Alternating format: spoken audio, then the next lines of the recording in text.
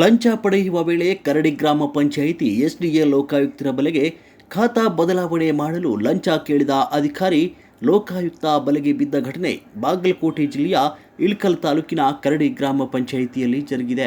ಕರಡಿ ಗ್ರಾಮ ಪಂಚಾಯಿತಿ ಎಸ್ಡಿಎ ಚಂದ್ರಶೇಖರ್ ಬೂದಿಹಾಳ್ ಅವರು ಸದ್ದಾಂ ಹುಸೇನ್ ಎನ್ನುವರಿಂದ 4,500 ರೂಪಾಯಿ ಲಂಚ ಪಡೆಯುವ ವೇಳೆ ಲೋಕಾಯುಕ್ತರ ದಾಳಿ ನಡೆಸಿದ್ದಾರೆ. ಅಧಿಕಾರಿಯನ್ನ ವಶಕ್ಕೆ ಪಡೆದು ವಿಚಾರಣೆಗೆ ಒಳಪಡಿಸಿದ್ದಾರೆ. ಕೊಪ್ಪಳ ಜಿಲ್ಲೆ ಸಾಗಲಗೇರಿ ಗ್ರಾಮದ ಸದ್ದಾಂ ತಂದೆ ಮೆಹಬೂಬ್ ದಾದಾ ಖಾನ್ ಅವರು ಅವರ ಪಿತ್ರಾರ್ಜಿತವಾಗಿದ್ದಂಥ ಒಂದು ಆಸ್ತಿಯನ್ನು ವಾಟ್ನಿ ಮುಖಾಂತರ ಮಾಡ್ಕೊಂಡಿದ್ದು ಅದನ್ನು ಅವರು ಉದ್ಧಾರ ಮಾಡ್ಕೊಳ್ಳೋಕ್ಕೋಸ್ಕರ ಇಲ್ಲಿ ಕರಡಿ ಗ್ರಾಮ ಪಂಚಾಯಿತಿಗೆ ಬಂದಿದ್ದಾರೆ.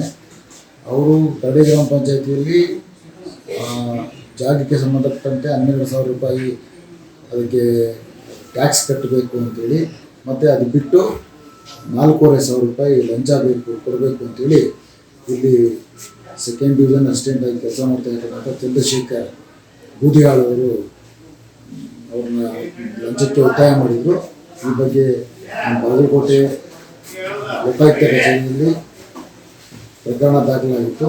ಅದರಂತೆ ಈ ದಿವಸ ಅವರು ಊರ ನದಾಫೋರಿಂದ 4,500 ರೂಪಾಯಿ ಲಂಚದ ಹಣ ಪಡಿಬೇಕಾದ್ರೆ ನಾವು ಅವ್ರನ್ನ ದಸ್ತಗಿರಿ ಮಾಡಿದ್ದೀವಿ. ಈಗ ಅದ್ರ ಬಗ್ಗೆ ಮುಂದಿನ ಕ್ರಮ ಆಗಿದೆ.